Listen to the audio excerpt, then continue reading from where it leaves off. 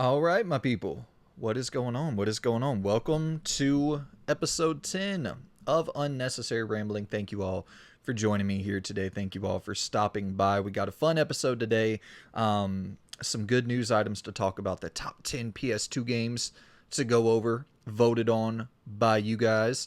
So we will discuss that, go over that. I'm thinking for since we've hit top 10 PS5, PS4, PS3, PS2, and those have won all the votes, I'm just going to go ahead and next week throw top 10 PS1 into the show automatically. That way, just in case there was some weird occurrence where for whatever reason top 10 PS1 didn't win the vote, I feel like that'd just be kind of anticlimactic, or I don't know, just I would like to have all of the systems locked in, all of the PlayStation consoles, a top 10 for each of them. So we'll go ahead and have the top 10 PS1 games as like a absolute lock for next week's topic.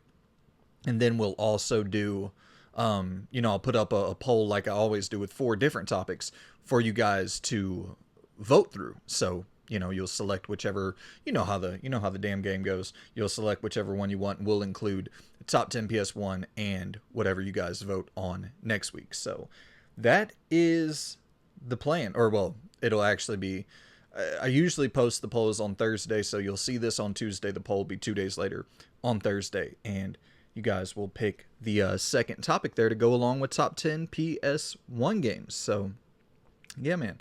Appreciate y'all for tuning in. Appreciate y'all for stopping by. Hope the audio quality is better this week. I fucked with the cameras a little bit. Tried the video for... regardless, it just looks super fucking bright, so I tried to switch the cameras around, and I think it ended up fucking up the audio. You guys already know you're gonna have some technical woes. I am fucking technical woe McGee over here. Audio issue fucking savant number 1. So you're gonna have your technical issues when tuning into the show, but I'm trying to work through them, trying to get those sorted out, so the show will be as high quality as possible. But yeah, let's go ahead and kick off today's episode. We got a good one, 3 games to talk about, so as always, we'll start it off with what I am playing. So I think the most obvious way to kick off the show is to talk about Tears of the Kingdom. I haven't had a ton of time to play it. I've put about 4 or 5 hours into it so far. For those of you who don't know, I know those of you who have been around for a while know, but I have never played a Zelda game in my life.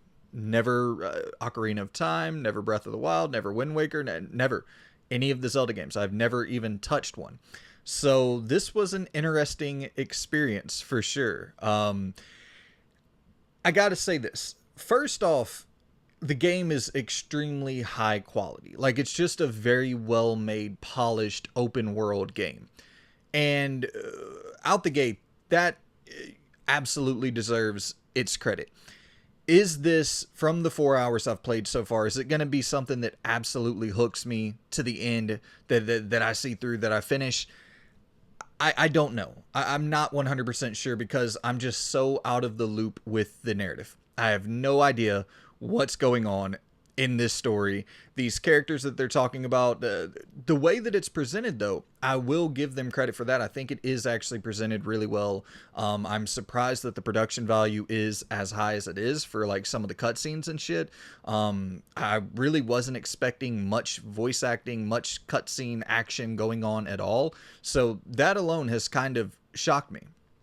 But it's not like a story dominant style of game, so I'm kind of just interested in the mechanics, interested in dicking around in the open world, seeing what new mechanics they throw at me, because that's kind of been the consistent theme of what I've played so far, is I'm just constantly getting introduced to new mechanics, and I'm just wanting to see what I get next. They start you off where you get the ability to like almost telekinetically move these objects, and you're moving these objects to cross over gaps or crossover to certain passages that you couldn't reach. And you're doing that by moving, these fucking logs together and attaching them and walking across them. And I think that's kind of been my favorite part of the game so far, is that it's very much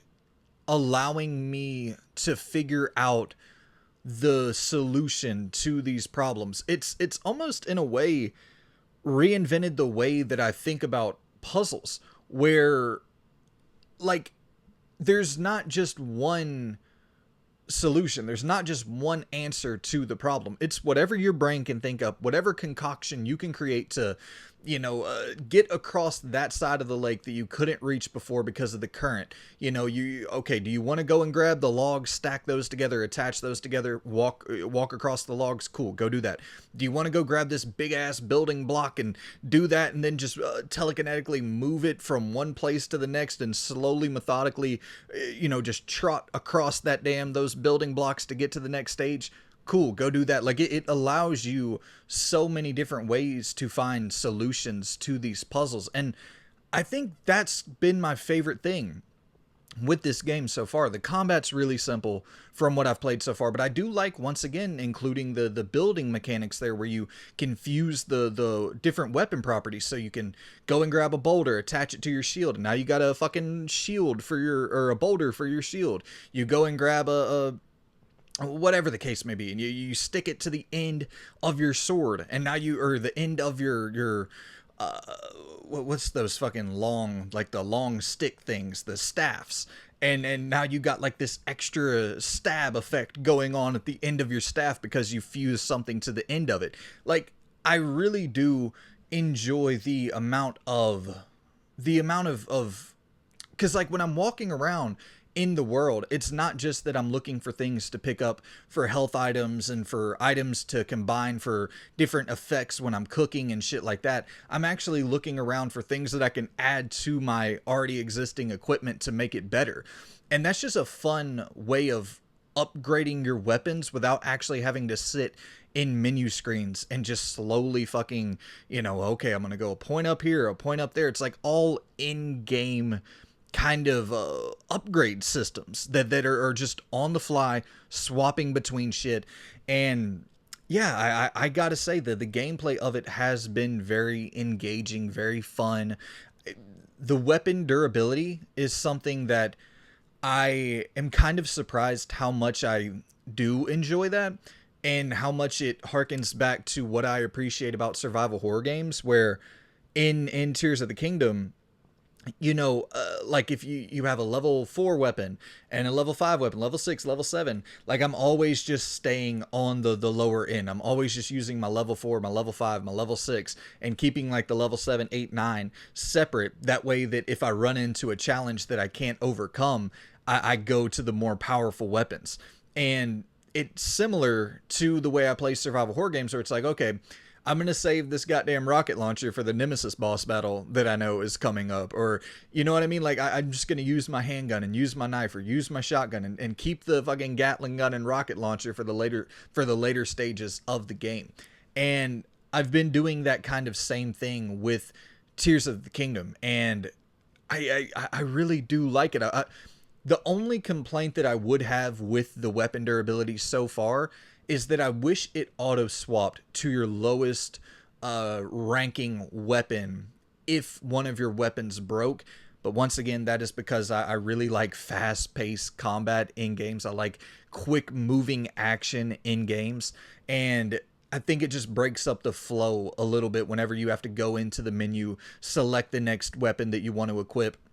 I think if it just auto-equipped to your lowest ranking weapon, or if there was a way that you could do that manually, I think that would be really cool. But overall, I gotta say, I have been enjoying it. Like I said, if I don't get hooked in narratively, or if I don't get a new cool-ass mechanic that I just want to play with nonstop, do I think I'll finish it? Probably not. I hope I get my damn glider soon. I haven't unlocked my glider yet. I'm guessing that's a little bit later on in the game, but there's been so many times where I'm at the top of a mountain or whatever, and I just want to jump down instead of slowly fucking trotting down the mountain and going the correct path. I just want to jump down with the damn glider, because I saw that on all the trailers for like Breath of the Wild. So I'm hoping that I get that at some point soon. But yeah, man, overall, I have had a pretty damn solid time with it. Of course, it comes with its Switch drawbacks, just with the hardware limitations, the hardware restrictions. It's you're gonna run up against some pretty brutal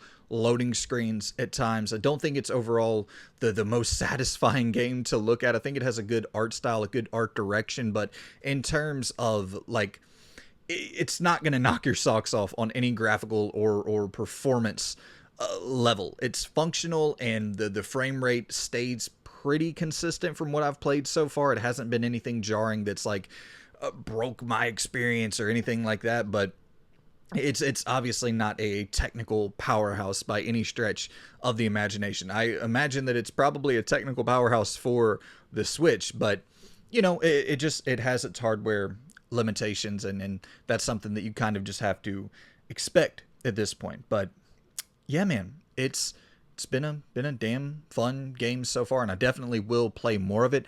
How much more of it will I play? I don't know. But it kind of comes back to the thing that we've talked about before, of how I feel about Resident Evil. It's probably the same way a lot of people feel about Zelda, where it's like, to me, RE4 the remake's like an absolute Game of the Year lock. And for people who don't have that nostalgia, they're like, what? No, that's not a damn Game of the Year. It's a great game, but it's not a Game of the Year lock. And for Tears of the Kingdom, for me, is it unless I just am completely blown away, which, you know, next week I'll come in here and give you my full thoughts on it. Is it right now looking like it's going to be that Game of the Year style contender for me? Probably not, but it's just a really great, like, it's objectively a great, well-made video game. And anyone disputing that, I don't understand how you could really dispute that. It's just a very, very well-made, good open world game. All right, and next up, let's talk about the game you guys voted for, and that is Fear. Fear won well, I believe this, if I'm not mistaken, wasn't this a 360 launch title? I know Condemned Criminal Origins was a 360 launch window title. I believe Fear was as well, if I'm not mistaken. Correct me, in the comments if I'm wrong there. But yeah, man, I put up that poll asking you guys to vote on what I should play. And I was in the mood for a shooter after Redfall just didn't really click with me. I was just in the mood for a good, like, straight up shooter. And I put Fear on there. I think Fear was the last game I put on there, if I'm not mistaken. And I was a little bit worried putting it on there because I really, like, speaking of Condemned Criminal Origins, that was very much a horror game first. And I was hoping that Fear was going to be a first-person shooter first, horror game second. And it was.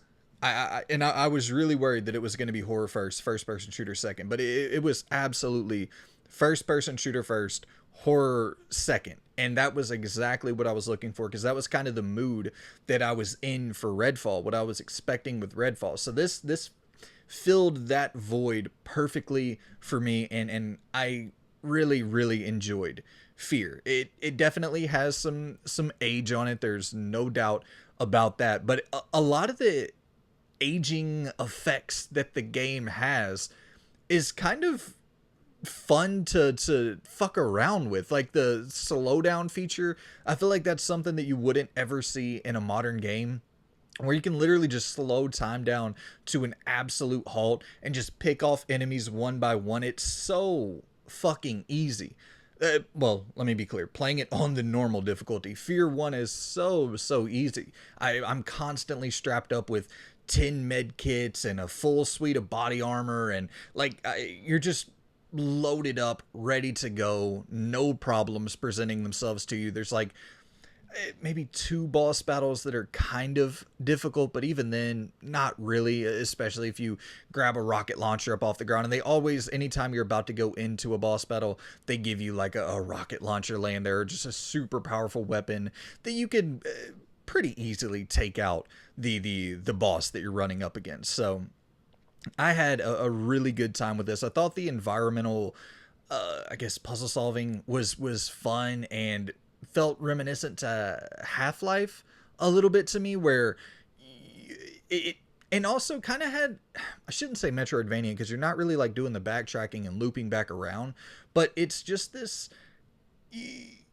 the way you progress is in a very linear fashion, but to actually get to your next destination, it's not just like straight point A to point B. You find like a little, oh, here's a little vent over here that I didn't see. Oh, here's a little ledge that I can hop up onto, and I can walk across these pipes and then drop down, and now I'm at my next level. It's just like the weirdest way to get to the next stage of the game. And usually for me, I'm just like, God damn it, this is so fucking annoying. But it didn't really bother me at all. It just felt more kind of immersive, like I was trying to figure it out on the fly. Like it wasn't as simple as going through this door and starting the next level. And I don't know, I really liked that just that weird little twist of figuring out your way through these different levels. And the only complaint I would have with the level design is that it's very, very samey. The environments are very samey, and it can get to a point where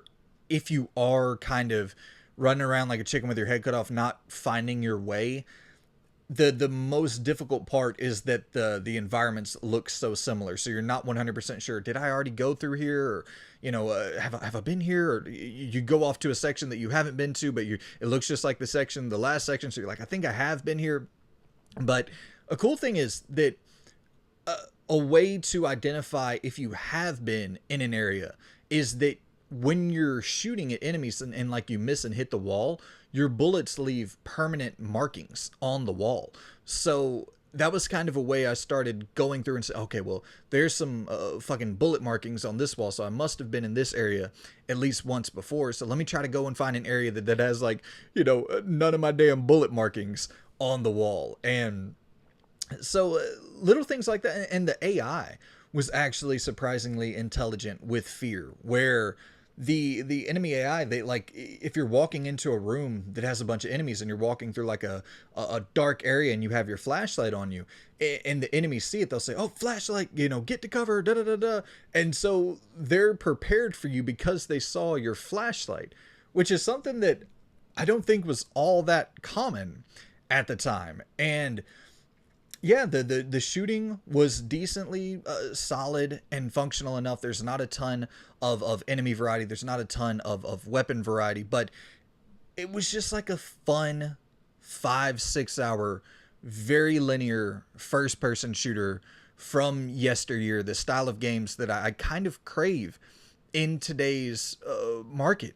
Easy to get through, fun with a dark kind of psychological horror spin to the narrative. Some of these flashback scenes that are popping up, and this creepy origin story with it won't get too far into it, but like this scientific operation that was going on with this little kid, and really some twisted shit, especially towards the back end of that game. And there's some moments specifically at the very end that were really surprising on a technical level. That it was just like shocking to see I'm just gonna say, like, this explosion happening in live time, and like it coming towards you, and a couple moments too where you're like hopping out of the way in live time of vehicles that are charging at you, and you're having to time it precisely. And there was just a few of those moments that once again really aided the immersion of this game. And it was just cool to see like the on the fly environmental puzzle solving on the fly, like, okay, let me get the fuck out of the way here. And like I said earlier, the immersion of just figuring your way out through this world in kind of non-traditional, in a kind of non-traditional manner. So yeah, I think that would probably be my favorite thing about Fear overall, just the uniqueness of it in its subtle design, and also the fucking simple, fun, slow down shooting. I fucking loved just pinpoint taking out, you see the enemy's shadow dancing on the wall there, so you already can predict his movement, so you slow it down, line it up, pop him in the head, and it was really gory, gruesome, brutal, seeing the fucking limb dismemberment going on. You have one weapon that can literally fry an enemy, and you see the skeleton, you see the flesh leave his bones, and the skeleton just pop up in the light of the shot from the, I forget what type of gun it was, but it's like this electric current that's fucking radiating through the body. Just super fucking sick. And yeah, I had a really, really good time with Fear. Like I said, very, very simple, very straight to the point, very mid-2000s game design written all over it. But I think that style of game design was fine. And I think moving away from it as far as we have was kind of a mistake, in my opinion. All right, and now I finished up Bramble the Mountain King, and I talked about it last week, and the word I kept using last week was shocking. And I still think that is undoubtedly the term. If I had to boil it down to one word, I would say shocking. It is unbelievably fucking shocking. But I think by the time I finished it, I was like, dude, I think this is a must play for horror fans. If you're into like really fucked up, twisted imagery and you're okay with like real deal fucked up horror, I think this is a must play for people who can tolerate that. And I don't want to belittle or I really want to emphasize that this is a fucked up game, a really, really fucked up game. You're seeing a little kid getting mutilated, just fucking this little kid getting eviscerated, his head squished and blood squirting everywhere. Like it is really, really goddamn dark at times. Bodies hung with fucking crows picking apart their flesh. Like it's twisted for sure, very, very twisted. But this is something that horror fans are probably used to at this point. And but I will say that Bramble the Mountain King goes a little bit further than things you're typically used to. I've been watching horror and playing horror video games for years and years and years, and there's very few that go this far. And I gotta fucking salute them for having the goddamn cojones to push the envelope this far. So for that alone, I definitely salute them. But the more I played the game, the more I was actually impressed by the mechanical diversity that's offered up later in the game with the different boss fights. It's still fairly simplistic, straightforward enough. You're not going to really struggle much, but they do offer up enough mechanical diversity, enough mechanical complexity that it keeps the game feeling fresh.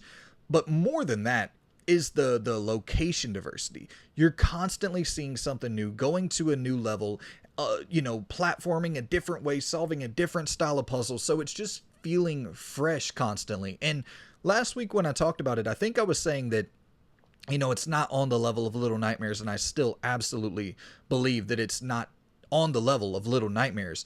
But I think it does enough things that are unique in and of itself that separate it from Little Nightmares enough to be like a must-play style of experience in its own right. And to me, one of the most unique, interesting things that this game does on that front is when they really kind of emphasize your fear of the darkness, and they put that into like they really, really hone in on that and focus on that for a good chunk of the back end of the game, where like you're having to platform around totally in the dark.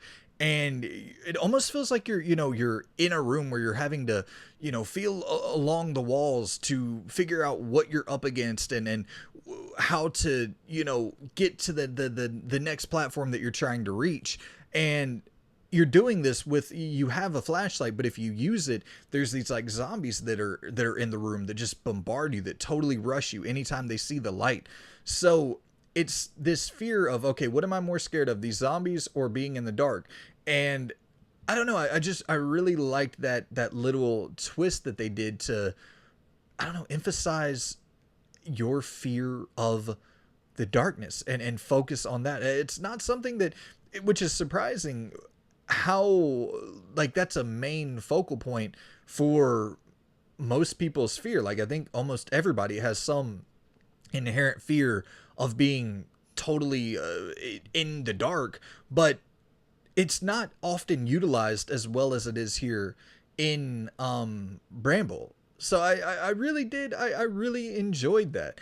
And yeah, man, I gotta say, once again, the scale of the game is incredible. The location variety is incredible. I talked about last week that the team, and I still do believe this, the team really, they focus on what they're good at and don't try to go overboard with like the very precise platforming. And like they know what they're good at. They focus on the storytelling, they focus on the adventure, they focus on the obscure and kind of shocking horror imagery that you wouldn't really expect from a game that looks like this on the surface.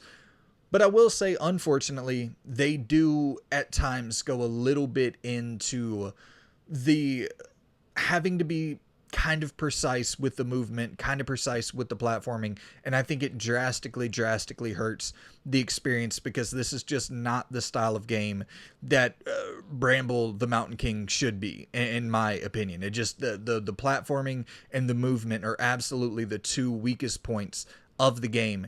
And whenever they focus on it and make that kind of the one objective for certain missions, for certain levels, I think those are hands down the worst levels in the game. The straight up, when you're just diving into the story, just diving into the fucked up nature of this world, I think those are absolutely the high points. And anytime it steered away from that into the more platforming, Little Nightmares inspired gameplay, it just really put a spotlight on the fact that they don't do it nearly as well as what is the Taser? Taser? I forget the name of the Little Nightmares team, but it's not on that level, and I do think that's the weak point of the game. But regardless of all that, it doesn't happen nearly enough to break my enjoyment at all for Bramble the Mountain King. I would absolutely recommend this to fans of pretty fucked up horror. And yeah, really good game. I would say nearing that like must play territory. Really damn good. All right, so how about we hop on into the news? And we got quite a few stories this week to cover, to go over. So and we still have 2 topics to close off the show, so I'll try to rapid fire run through these here real quick. Started off with Mortal Kombat. It's looking like Mortal Kombat is getting a reboot. There was a video that NetherRealm tweeted out where it's showing the clock, and the hand on the clock's going from 9 to 10 to 11, and then skipping 12 and going straight to 1. So pretty much all the evidence in the world needed to suggest that Mortal Kombat is going to skip the 12th entry and go straight into a reboot. And you know, man, I think if that is the case, because I missed all of the 8th generation Mortal Kombat games, but I was a humongous fan of Mortal Kombat from the PS1 and PS2 era, with fucking like the PS2 era Mortal Kombat games are some of my favorite ever, man. Mortal Kombat Deception and Armageddon and Deadly Alliance, and even the Sub-Zero, the PlayStation 1 Sub-Zero game. I really enjoyed the shit out of that when I was a kid. And so like I really used to dig the shit out of some Mortal Kombat games. And it was obviously, as a kid, you're into the gore and the brutality and the visceral kills and the all of that shit. I was so into it. But I think that like even now, obviously, I'm still super into over the top, brutal, gory shit. But I think that if they do end up going the reboot route, which they have done multiple times already, but if they do end up going the reboot route, I think I'll just jump on board and start over and see where this new journey takes Mortal Kombat. Because from all accounts, the latest Mortal Kombat games were incredible and had like really good story modes, and that's the only thing I'm interested in, because even as much as I played those games back in the day, I was fucking terrible at them. Never have I ever been good at any sort of fighting games, but I like the stories. I like the super fucked up brutal kills in Mortal Kombat. So if they do end up going the reboot route, I think I'm gonna jump in with the first one that they drop in. Supposedly, they're saying that this announcement is imminent, and the I believe it was in an earnings call or something earlier in the year where they were stating that Mortal Kombat, the new Mortal Kombat game, was going to be launching in 2023, which could be fiscal 2023, so it could be early part of 2024, but still pretty would seem like it's on the horizon, and we should be getting our hands on it sometime fairly soon. So I am not complaining there, and I think I will jump on board if it is indeed rebooted. Next up, we have an Assassin's Creed Mirage update coming from Tom Henderson. He says it seems like Assassin's Creed Mirage has been internally delayed from August to October. Nexus AC's VR offering has also been delayed a couple of months. So Assassin's Creed Mirage, this was Ubisoft's return to form for the Assassin's Creed franchise, going back to the 10 to 15 hour style, more linear stealth based adventure. And yeah, delayed from August to October. If that is the case, I'm at least excited to see Ubisoft getting fucking something out the door in 2023 with their recent string of cancellations and delays one after another. But yeah, I think this is a really important game for Assassin's Creed. I had that option up for the poll, most important games of 2023. Assassin's Creed Mirage was on that when I started filling out that list. Assassin's Creed Mirage was on there because this could be a game changer for that franchise. If this does really, really well, it could kind of return Assassin's Creed back to its roots. And we know that they have the Hexe game and the Codename Red, and which looks to be like the feudal Japan kind of Ghost of Tsushima, but too late style Assassin's Creed title. And then the Hexe game is more of Assassin's Creed in horror, in like a horror kind of structure. So I'm excited for those games for sure, but I really would like to see even just a spin-off side Assassin's Creed project going on where it's more of these 10 to 15 hour linear stories that we get every few years, and then alongside that have the big kind of meat and potatoes open world titles that people have come to expect with Origins and Odyssey and Valhalla, and have those be every few years as well. So having two of them in development at all times, a smaller project, a bigger project, I think that would be a pretty solid strategy there. But October, I would be a-okay with waiting until October for Mirage. It's not like a game I'm dying to play, but I do want to check it out, and I just want fucking Ubisoft to get out some damn games. All right, and next up here we have something that caught the internet by storm, got people outraged for no goddamn reason. In my opinion, this is absurd that this caught so much backlash, but that's the internet. We have GQ's top 10 list, GQ's top 100 list, their top 100 games of all time, and their parameters here that they said each voter had one task: pick a personally ranked top 10 list. A game in first receives 10 points. A game in 10th place receives 1 point. We invited 300 individuals to participate and receive 239 final lists. And so, like, it's obviously silly and subjective, and it's based off of individual people's favorite games of all time. So, like, yeah, okay, the terminology, I guess you could say, is technically incorrect. It's top 100 favorite games of all time opposed to top 100 greatest games of all time. But the fucking, what this business, it's a business. The SEO, the algorithm, like they're what is going to be Googled more often? Top 100 greatest games of all time or top 100 favorite games of all time? I think that's kind of the easy sum up, easy fucking obvious answer here is they called it the greatest games of all time list because that's the more clickable title. They're in the business of getting clicks. And I don't even think that there's anything wrong with that at all. Like, if I was to make this list, I'd probably call it the same fucking thing. Like the top 10 best, I put up top 10 best PS5 games, a list. It's my top 10 personal, what I feel are the top 10 best PlayStation 5 games that I've played. these are the top 10 best games that these 239 people played. And then they did their whole little ranking system with the 10 point for the first place game, the 1 point for the 10th place game, and all that in between. And that's how they came up with their greatest games of all time list. I don't feel like this is insidious or harmful in any way. I really don't see the big issue with this at all. I just want to go over the top 10 that they have here real quick. Number 10, Half-Life 2. Number 9, Dark Souls. Number 8, Portal 2. Number 7, Metal Gear Solid. Number 6, Mass Effect 2. Number 5, The Witcher 3 Wild Hunt. Number 4, Bloodborne. Number 3, Tetris from 85. Number 2, The Last of Us 2013. Number 1, Zelda Breath of the Wild. That's a good top 10, man. You know, and I looked over this top 100 list. There's not many games in here that I would really dispute from being in the top 100. A lot of people's main complaint is like, there's not enough older games on there. And it's like, I mean, sure, you're probably right. But when you're going out and trying to poll journalists and trying to poll, you know, developers, and it's like, I don't know.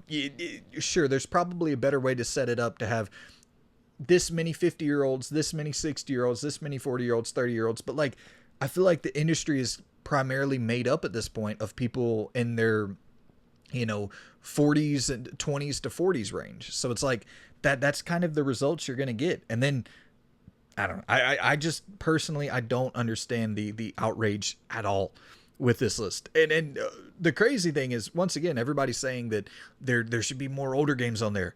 The fact that there's no sports games on this list, that's the craziest thing about this list at all to me. And that's indicative of a much bigger problem, I think, within the games industry in general, is that there is this very clear dividing line between sports fans and gamers.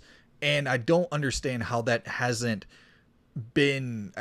crossover hasn't really occurred yet at all. And I know obviously there's tons of gamers out there and journalists and shit who are fans of sports as well, but I don't think there's proper respect given to sports games and the impact that still to this day, even though the quality is fucking dropped off a cliff, sports games are a dominant fucking force in this industry. And the fact that no sports games were on the list, I think the psychological implications there are a lot more interesting than the fact that there's no older games on the list. Because I think that's obvious. The people that are voting on this list just weren't old enough to play those games. But why are there no sports games?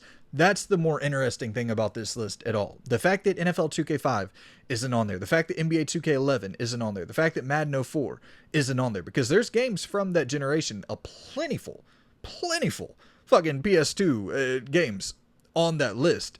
And the fact that NFL 2K5, Madden 04, and then NBA 2K11, which, you know, PS3 game, weird that those aren't on that list. And I really do hope that there's a little bit more of a crossover in the industry of people covering games who also really, really like sports, because in a way, I also feel like if that was more, I don't know, maybe I'm getting way too in the weeds here, but if there was more fucking pushback from like journalists who, you know, play the Madden games and just dog out fucking EA because they know the track record of how great Madden used to be in 04 and 05 and how absolutely putrid and horrible it is now in comparison.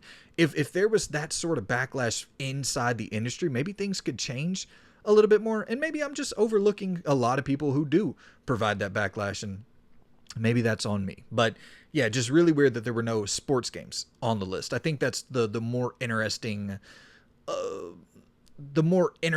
observation there than the fact that there weren't older games, because I think that's pretty obvious. The people voting just weren't that old.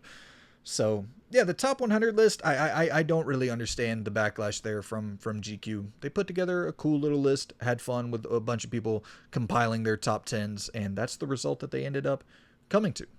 I don't find that to be harmful at all. All right, and our next story here is coming from GTA 6 Trailer Countdown.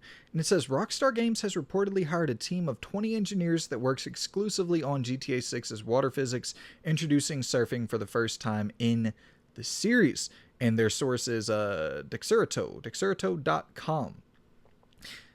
fucking surfing.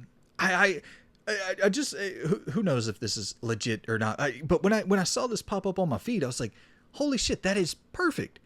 A surfing minigame would be so goddamn fun.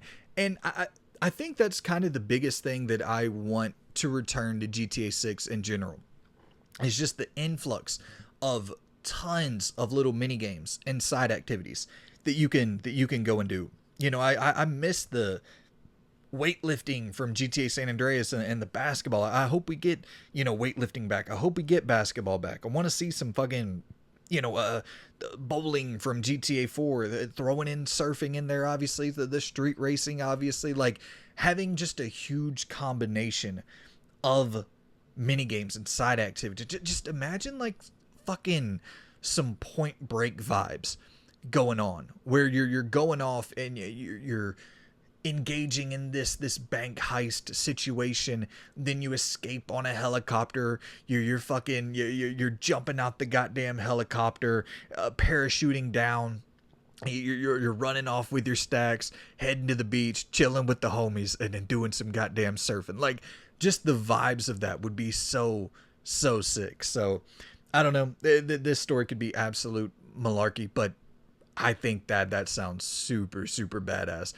That's a perfect fit for a Grand Theft Auto game, a perfect mini game that I don't know if I've ever seen a surfing mini game in any sort of open world title or anything. As far as I don't think I've ever seen a surfing mini game, period. So that'd be sick to see that in GTA 6. All right, so with the news out of the way, let's head into the final two topics of the show today. And let's kick it off with our final predictions for the PlayStation Showcase that is supposedly, allegedly going to happen the week of May 25th. We'll see if that actually does take place or not. But gonna go ahead and kind of, we're in that showcase season. You know, we're in that season where the showcases are imminent. All of them are popping up very soon here. So we'll do our final. And I already did the PlayStation predictions, episode 4, I think, of the show. You can find like more in-depth, kind of just more of an examination of the first party studios, the third party relationship, shit like that. It was like a 40-minute deep dive. So this, I'm going to try to make it pretty quick, go through these and give like my final lock it in predictions. And so I looked at the 2021 showcase for PlayStation, and which was their last like real showcase.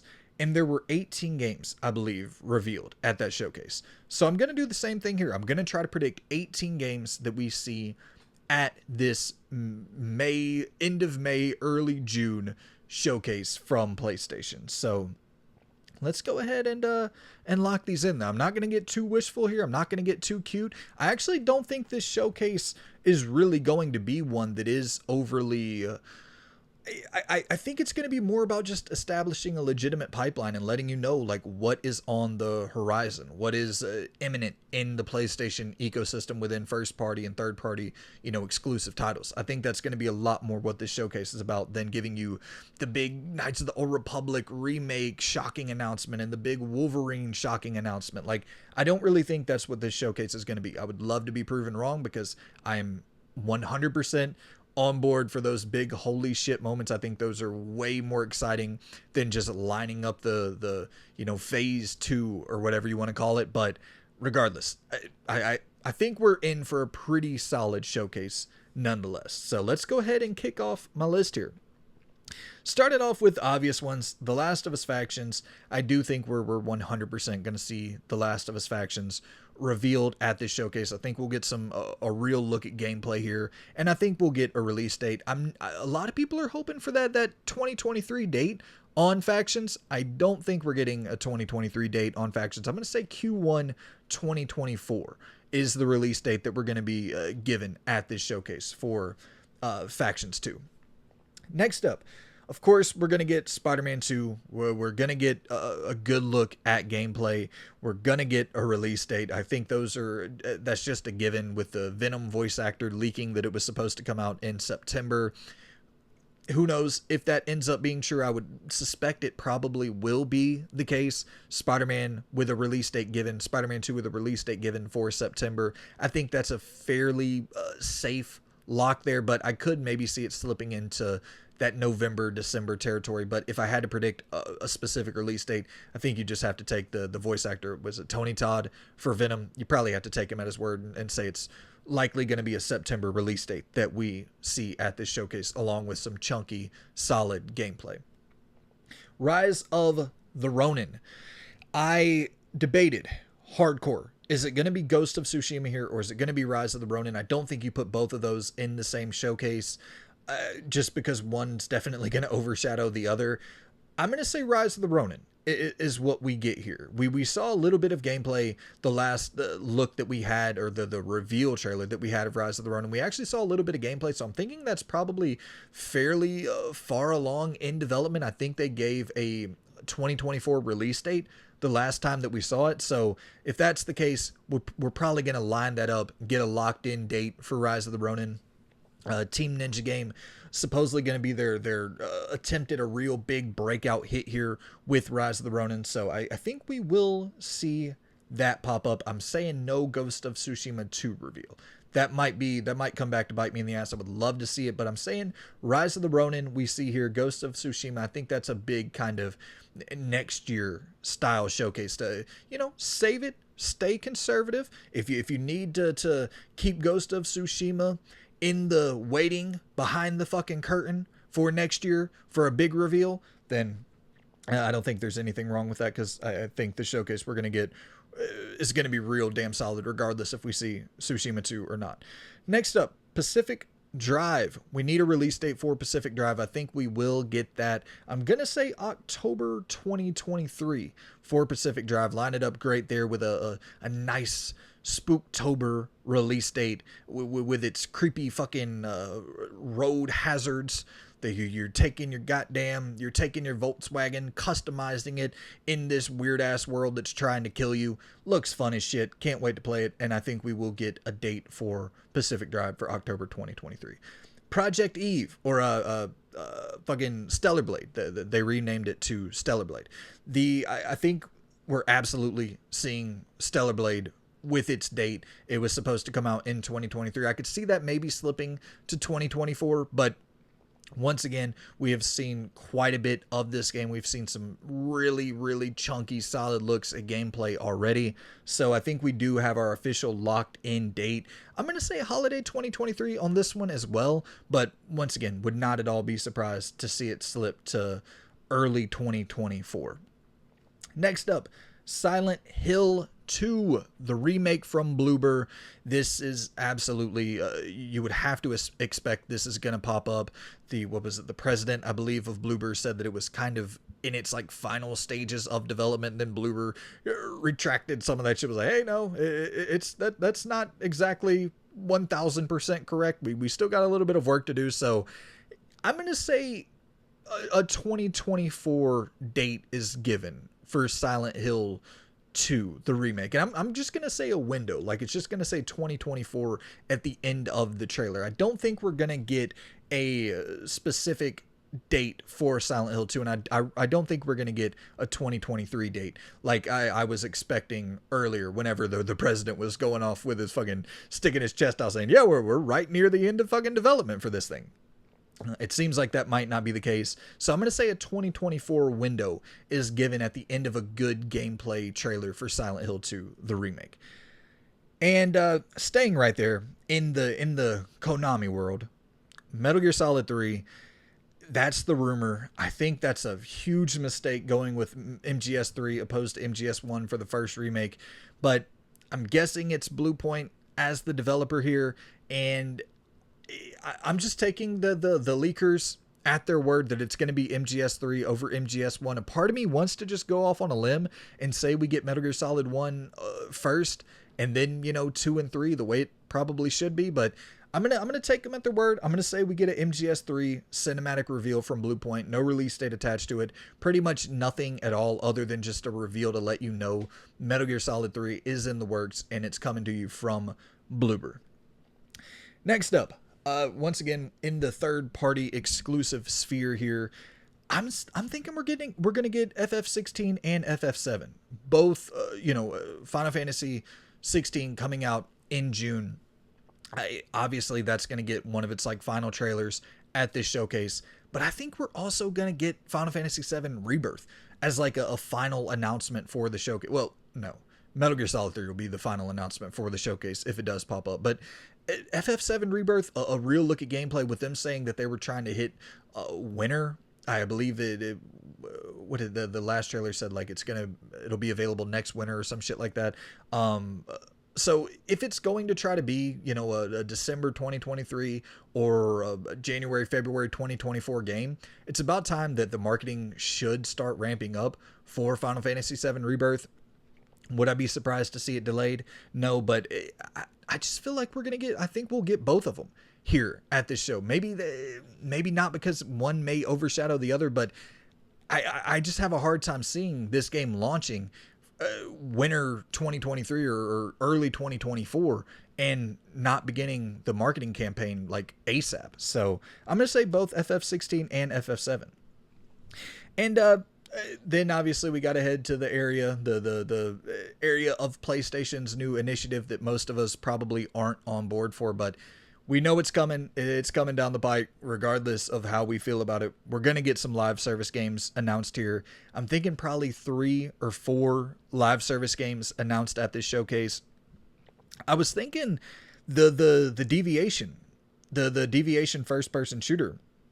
That was kind of like the first one that came to mind when I was making this list, but there were massive layoffs recently at that studio, and the rumor of like this sci-fi first-person shooter being shut down. I have no idea if those two, like, I don't know if the first-person sci-fi shooter that was shut down is Deviation's game, or if this is totally 2 separate things. I hadn't really looked into it all that much, if I'm being honest, but my gut just tells me that not to predict that we see this Deviation game. So I'm gonna avoid that. I'm going to avoid the Deviation game. I do think we could still potentially see it pop up, but I'm going to throw out a wild one here for my first live service game that we see at this showcase. I think Asobi is going to give us a live service game. The team that makes the Astro games. When I think of like these party style, Smash style, or just like these live service multiplayer party games, I feel like Asobi is a studio that could absolutely knock that out of the park. Once again, I wouldn't be surprised if Asobi's new game is just another Astro VR style title. But when I think of like a, PlayStation All-Stars-esque game, I feel like Asobi, if they really staffed up, could make something like that and make it pretty damn cool. A Fusion Frenzy-esque title or something like that. I feel like Asobi could definitely do that. Like I said, would not be surprised if it's just another Astro game that's in VR or just another like PlayStation 5 Astro game. But I'm going to go off on a limb here. This is probably my wilder prediction of the showcase, as I'm trying to kind of stay safe here and lock in as many as possible to see what I can get right. But I'm going to say Asobi announces a live service title. That's my first of the live service predictions there. And after that, still looking at 3 or 4 games here, I'm going to say this one I think is probably a bad choice. And as soon as I wrote it down, I was like, I don't know if I'm right here. I'm going to go Twisted Metal. We just got the first like teaser look at the TV show that's coming to Peacock. So you would think they would want to have some synergy there and announce the game alongside it. Maybe, obviously it would come much later than the show, but having it still somewhat attached to it with the reveals being next to each other. I don't know. I think that one might... out of all of these, I feel like that is probably the one I'm most likely to get wrong, of course, along with the Asobi. Just the live service games in general. I feel like that's where most of my lack of knowledge really comes into play, because I just don't follow these teams and what the hell they're working on. As soon as it's announced that it's a live service game, I kind of just check out. But we know they're going to come, so I'm trying to nail in a couple of those predictions there. I'm going to go the Sony London game, and I think I'm also going to go the Haven game, the Jade Raymond's studio. So that would be what, 5 live service titles that we have so far, with Twisted Metal, Haven, London Studio, Sobe, and Last of Us Faction. So a very live service heavy show, but I think unfortunately we all know that that's a very strong likelihood. Once again, I could be way off on the games that are announced, but I think that we definitely should prepare ourselves for a very live service heavy, live service oriented show. So yeah, getting back to some like third party announcements here. Slitterhead, the creator for Silent Hill, the creator of Silent Hill. We haven't seen that game in a long ass time, and I believe, if I'm not mistaken, the first time it was revealed was at a PlayStation showcase. So I think it's about time we see Slitterhead pop back up onto the scene. You got Silent Hill 2 exclusive to PS5. Might as well lock in fucking Slitterhead 2. Staying in the horror realm, Fort Solace, the game with Roger Clark, the dude who played Arthur Morgan, and Troy Baker, the dude who played Joel from The Last of Us. Their horror game that's coming from the indie team that supposedly, as far as I'm aware, this is going to be exclusive to PS5 and PC. Looks real solid from a graphical perspective. We haven't seen anything at all on what the fuck the game is actually going to be in terms of the moment-to-moment gameplay, so I think that would be a very necessary reveal here to let people know what they're actually going to play, especially when this thing is supposed to, it's still saying that it's supposed to release this year, so would be kind of nice to know what we're actually going to be playing when we pick Fort Solace up. So yeah, I'm gonna lock that one in as one of our third party titles here. And we talked about this a second ago, but Mortal Kombat, you know, the Mortal Kombat 12, Mortal Kombat 1, whatever the fuck they end up calling it. This has been getting teased for a while. I think this is either going to be a Summer Games Fest announcement or a PlayStation Showcase announcement, and we'll go ahead and lock it in for a PlayStation Showcase announcement here. Baldur's Gate 3. Go ahead and capitalize on the fact that this is not coming to Xbox day and date with you know the issues with the Series S and all that. It's not an exclusive. It's not like a signed deal exclusive. It will eventually come to Xbox, but you might as well capitalize on the fact that it's only coming to your platform for the time being. Well, in the console space, coming to your platform, and then obviously PC. But might as well say, hey, look, it's a console exclusive for the time being. Go and pick up Baldur's Gate 3 on the PS5. Just that one kind of fell into your lap there. So I say take the win when you can get it. I really think Baldur's Gate 3 might be like a fucking humongous game.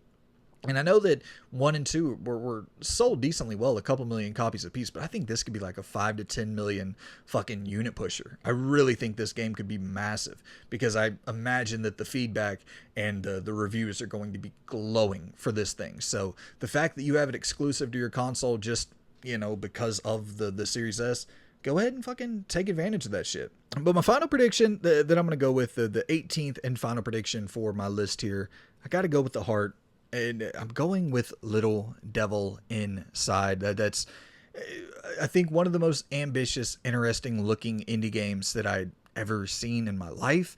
And I'm so bummed out that it's been so long since we've seen this thing. And I feel like there was just a lot of gameplay shown off that I don't know what could have went wrong. They seem to be fairly far along in development with this thing, with a bunch of interesting ideas. And I don't know. I really just hope we end up seeing that come back at some point. So that's my one heart pick for the list. All the other picks there, I feel like I went fairly safe on. This is one that I got to go with the heart. I'm going Little Devil Inside for my 18th pick. And we don't really have any indie games on this list other than Pacific Drive. So throwing another one out there for the indies, Little Devil Inside, my 18th and final prediction. So let's go through the full list here.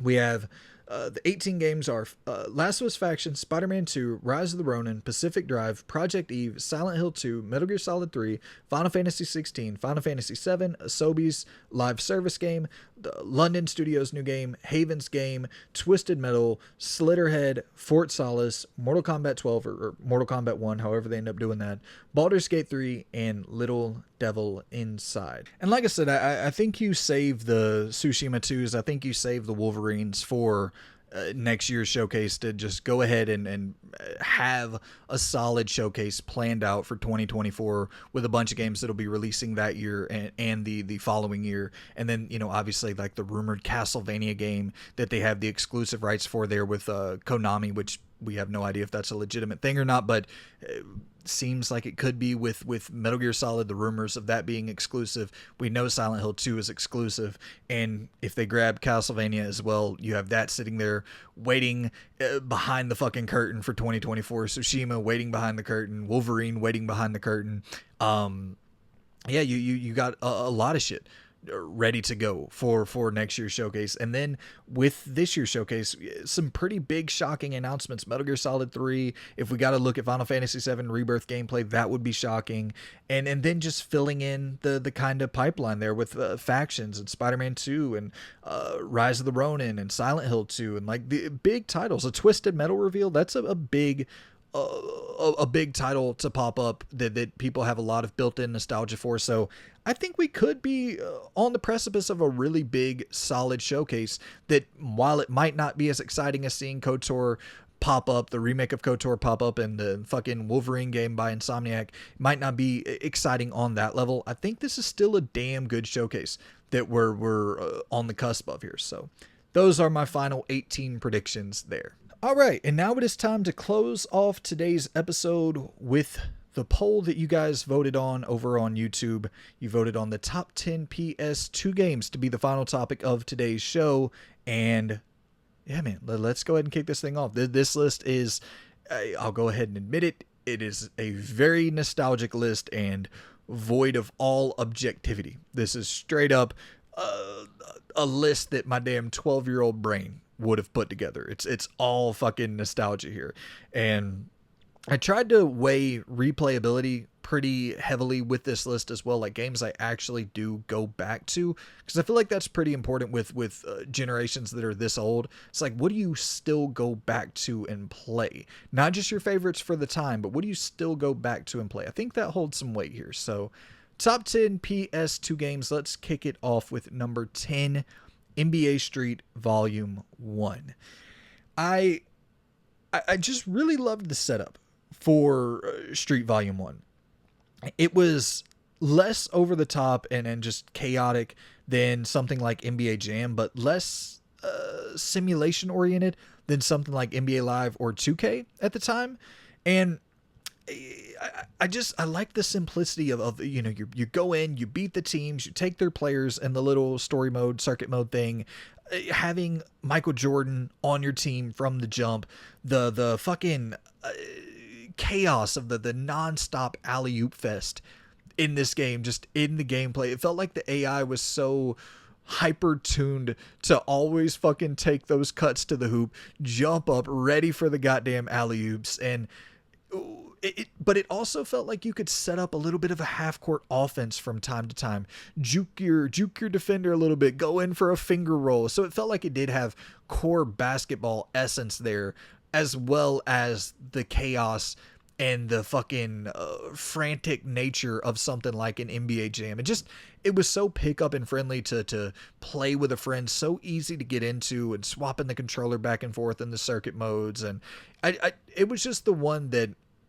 for me, like, I loved Street Volume 2, but Street Volume 2 was very intricate with a lot of fucking mechanics, new mechanics introduced there. And I just loved the simplicity of NBA Street Volume 1. Really, really loved it. So going Street Volume 1 for number 10.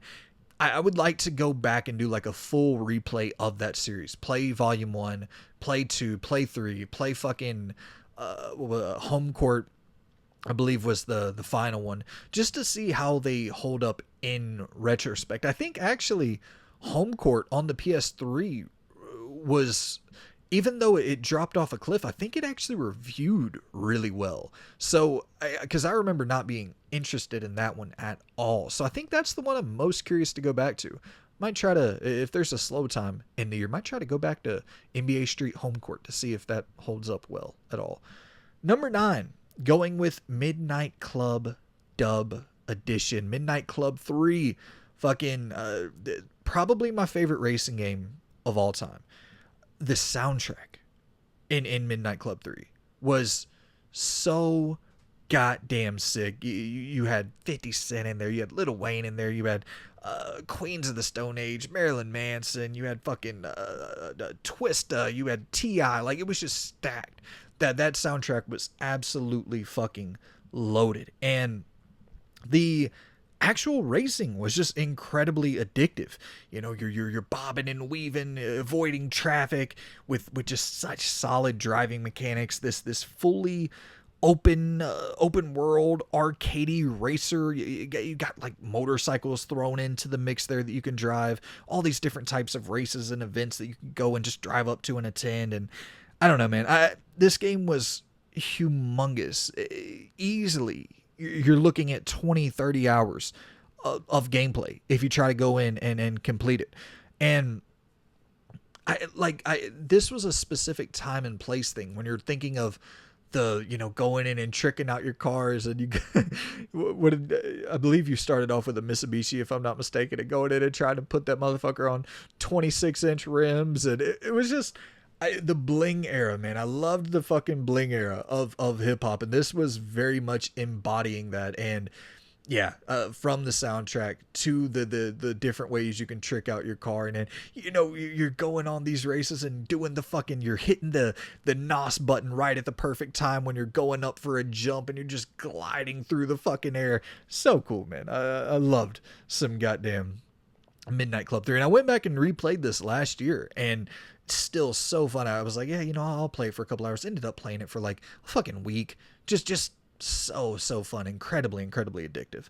Number 8, Def Jam Fight for New York. Speaking of games I replayed last year, I don't know if it was last year, but definitely within the last 2 years, went through and played in its entirety Def Jam Fight for New York. I picked it up. I actually picked it up for fairly cheap at a local place for the original Xbox. I was like, I haven't played this in a while. Went through, played it. So goddamn good. You have the different, you create in your character off the jump. You going into the different clothing shops, the jewelry shops, the tattoo shops, going and training with Henry Rollins, getting your different moves built up for you. And the actual gameplay for Fight for New York was just so fun. All the environmental takedowns and the environmental, hazards that were on offer, shit you could throw your opponents into, and just the pure destruction and chaos that was on offer with Def Jam Fight for New York. The roster improvements, having like a legitimate story mode in this game with solid cutscenes and shit. And yeah, man, that was a really impressive game at the time, and I still think it holds up very, very well to this day. Much more mechanically complex than you would think. And really solid roster. I remember it being much more packed than the first game, but unfortunately not having DMX on the roster. RIP fucking DMX. But yeah, regardless, Def Jam Fight for New York, I would say is definitely my favorite of the 3. Icon for sure being last, but Vendetta and Fight for New York were both really solid. And but yeah, Fight for New York, that's the GOAT of the trilogy, no doubt. Number 7. The trend here continues for games I replayed recently. This is Bully. I replayed this in its entirety this year, and I fucking loved going back to old Bullworth with fucking Hopkins, and going through and playing some goddamn dodgeball, and taking your bike around the town and going to the carnival, and grabbing some fucking eggs and egging people, and you got your slingshot, you're shooting at the jocks up in the tree with your slingshot. Just so silly, so fun. The writing was so humorous. It was prime Rockstar writing. Just that 2000s era of humor, mildly offensive, but just the actual setup of Bully, of going to class and you have this real schedule that you're trying to operate around. You got to go to class, make sure you're there, make sure you're in attendance, getting your credits there for class, and then going off and completing the main missions as well. And the classes are actually really an underrated aspect of Bully in terms of how it provides so much diversity of gameplay, because each class is a totally different system and setup for how you finish the class. Like photography, you're going around taking photos. For the chemistry class, you're doing like these timed button presses. For the what is it, the art class, you got like a little Pac-Man-esque game. For the bike class, you're operating your bike. And for the gym class, you have like wrestling and dodgeball. There's just so much going on with that. And then you combine that into the mix too of the actual story missions. And then, of course, the little character quests where little characters will come up to you and be like, hey, walk me to the library. I'm getting beat up by the damn jocks. So you go and walk the I forget the fucking dude's name, the kind of, nerdier looking dude. You go and walk him to the library and beat up the people who are trying to beat him up. Just such a fun fucking loop for Bully. Really, really loved it. I hope we get a remake or even a part 2. I'd actually be down just for a part 2 more than anything. Seeing a college version of Bully. I think that'd be sick. Number 6, Spider-Man 2. I will admit here, for replayability, in terms of replayability, if that's, factoring that into the equation heavily, it is the one on this list that I probably replay the least, especially after Insomniac Spider-Man came out and kind of took the formula that was laid there with the Activision, the movie tie-in title from Spider-Man 2 in 2004. And Insomniac kind of took that foundation and then just changed the game with the modernization, and then so fucking the moment to moment is so perfect in Insomniac's game. But you can't forget the fact that this was really the tempo setter for what open world games and what superhero games in general could become at that time. Like, movie tie-in games had such a bad rap in this era, and Spider-Man 2 is one that like took what was great about the movie and just expanded the shit out of it, giving you a fully playable open world that, once again, without this game, you probably don't see the influx of Ultimate Spider-Man and Web of Shadows and Insomniac Spider-Man and the Amazing Spider-Man games. Like, this was an absolute tempo setter, a very, very important superhero title, and was proof that these tie-in games could be much more than just reliving the moments from the movie. And I just replayed the shit out of this as a kid, played it over and over and over as a kid. Do I replay it a ton today? I can't say that I do, but I fucking loved it as a kid. And that has to hold weight, because in terms of hours put into a game, this is probably top 3 on this list for me. So a ton of nostalgia there. And yeah, it was a very important game. Number 5, Resident Evil 4, the OG from, well, I guess this is kind of the situation where, what was it, Shinji Mikami said that if Resident Evil 4 ever left the GameCube, that he would cut his head off with a chainsaw. You could cut his head off with whatever that fucking crazy ass quote was. And then a year later, you see RE4 leaving the GameCube and coming to the PS2. It's like, okay, but you can't avoid the 100+ million player base that the PS2 had, and then allowing them to get their hands on the most, at the time, revolutionary, important third-person shooter that had been created to that point. You're talking about a game that totally reinvented the way that developers made third-person shooters from that point on, with the over-the-shoulder mechanics and the lining up the sights with the red dot with Leon. And that game was so goddamn fun. And you're looking at RE1 to 3 and the tank-based controls, and obviously I loved that format. Resident Evil 2 from 98 is my all-time favorite game ever. But in terms of making a more modern, accessible, approachable style of survival horror, you couldn't really ask for anything better than Resident Evil 4. At the time, it was just so innovative, so fresh, pulling off the damn roundhouse kicks with Leon, going up and suplexing the enemies, and it was just a really, really fun game to play. And it's one that I played through it on the PS2, played through it multiple times with the remastered version. It's very much still a game that can be played today and holds up decently well. But once again, if I'm being honest, the same way that Insomniac Spider-Man kind of made it hard to go back to Spider-Man 2 for me, the remake of Resident Evil 4 from this year probably will prevent me from going back to the original often at all. But looking at it for its time, it was a absolute revolution that Gears of War and Dead Space and all these other titles took and ran with the mechanics that were created in 2005 with Resident Evil 4. So very, very important game, and one that I've played a fucking ton of and absolutely love. Number 4, Metal Gear Solid 2. In terms of storytelling in this generation, I don't think anything eclipses MGS2. If I had to put together a list of my top 10 favorite stories in the history of video games, MGS2 is definitively on that list, somewhere probably in the top 5. I love this story so much. It is prophetic and wildly unorthodox in how it's told. But goddamn, man, the way that Kojima laid this shit out, talking about essentially social media in 2001, which the story was probably wrote in 99, 2000, like before you could really see the emergence of social media taking place.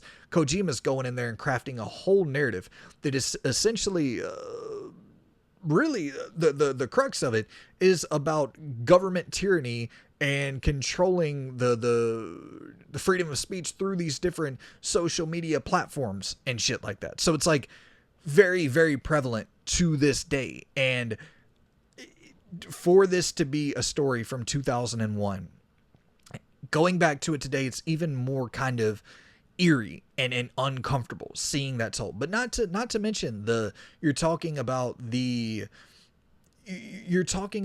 improvements mechanically and visually, where you had the first person shooter mode that you could lock into with MGS2, the tanker setting, and just the visual overhaul from MGS1 in 98 on the PS1 to Metal Gear Solid 2 on the PS2. It's like night and day visually, and some fucking great boss battles with Vamp and the rollerblade dude, and just such a fun game. Also with a gripping unbelievable narrative from front to back. Number 3, NFL 2K5. And the next couple on this list are very, very nostalgic and just very much me picks, very subjective me picks. But honestly, I really don't know if I would even say that about NFL 2K5. I think it's the best sports game ever made, and I think sports games are really important to this industry, regardless if most people agree with that or not. NFL 2K5, man, I still think to this day, you can put Madden 2023 on one TV, put NFL 2K5 on the other TV, and then, just pass the controller back and forth to people. I really do think it still plays better than all the modern football games.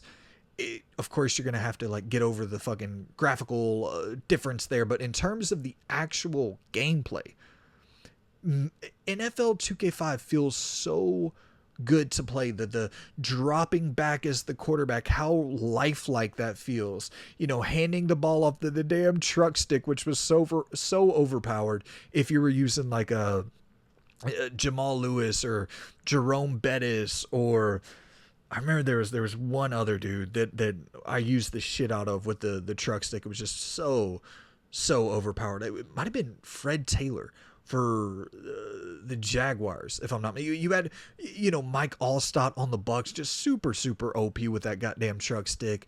And you had the innovative new modes, the first person mode where you're playing through the helmet, through the perspective of the helmet, and which it didn't really take off in any way, but it was just such an interesting game mode. And then having your crib that you could go in and customize, and these different matchups that would pop up, and having the season mode with the fantasy drafts. There was just so much on offer, so much in terms of game modes, and just the sports center with Chris Berman. At the time, the presentation level of NFL 2K5 was just on a different level, man. That sports center of actually being able to see what you did in last week's game, like legitimately, if you took Mike Vick for a 93-yard touchdown off a QB sneak, that could likely pop up on that week's sports center. The literal moves that you made in game would pop up on that week's sports center. It was just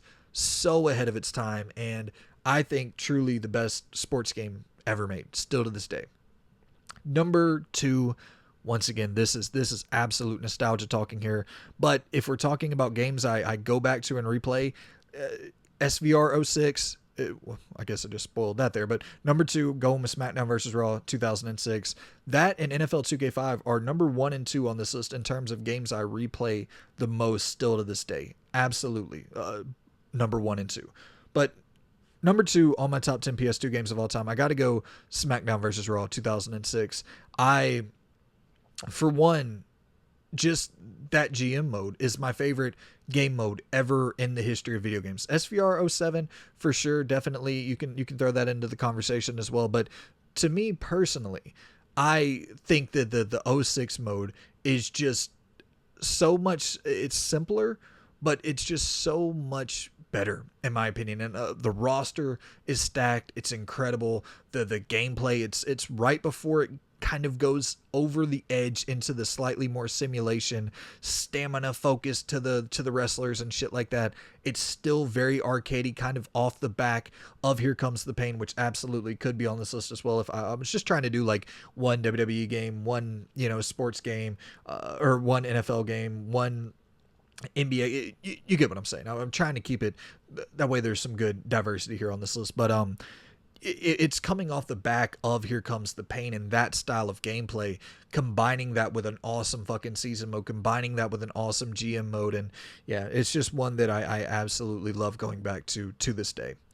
But number 1 on my list is, you could probably count up all the hours from all these other games combined, and it doesn't even come close to the hours I put into this game as a kid. Number 1, Grand Theft Auto San Andreas.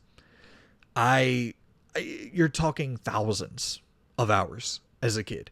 I would literally play this for 10, 12 hours a day at times. I loved Grand Theft Auto San Andreas so much as a kid, and I still, I go back to it from time to time, just go around. Like, I could literally draw you that fucking map. Draw you the map of Los Santos and Grove Street, and fucking going to the gym, and then heading across the street to Cluckenbill, and going to get your hair cut right across the street, going to grab some clothing, and the seeing Las Vegas for the first time in that game, the revelation there, the Samuel L. Jackson, the villain arc there, Big Smoke's character arc throughout the game. Like, it was, in my opinion, the first time Grand Theft Auto had a legitimately great story. And then from that point on, obviously, with GTA 4, immaculate story, GTA 5, really good story. But San Andreas, it just combined everything. The lowrider missions, the train missions. It was just iconic as all hell. And getting the wanted levels all the way up, putting in the R1, R2, L1, R2, left down, right up, left down, right, doing that shit nonstop, and passing the controller around with some buddies. Like, just nostalgia 101 to me. If I see a PlayStation 2, the first game that's always going to come to mind for me is Grand Theft Auto San Andreas. All right, my people. Well, that is the show. That's my top 10 PS2 games, and that's the closer, the final topic of the show. Stay tuned. In a couple days, I will be dropping the poll to get the final topic prepared for next week's show. That will be going alongside the top 10 PS1 games that we're going to go ahead and lock in there to close off this saga of the top 10 PlayStation, the top 10 for each PlayStation console. Go ahead and close that off next week. And yeah, some good shit. The Summer Games Fest predictions next week. So we already got a good show lined up. Zelda, more thoughts on Tears of the Kingdom. So already prepping for episode 11 in the behind the scenes there. So yeah, man, hit me on the you're watching on YouTube, like, subscribe, bell icon, post notifications. If you're listening on the different podcast services, rate, review, subscribe, all that good shit. But yeah, man, take it easy. And I will see you good people in the next episode.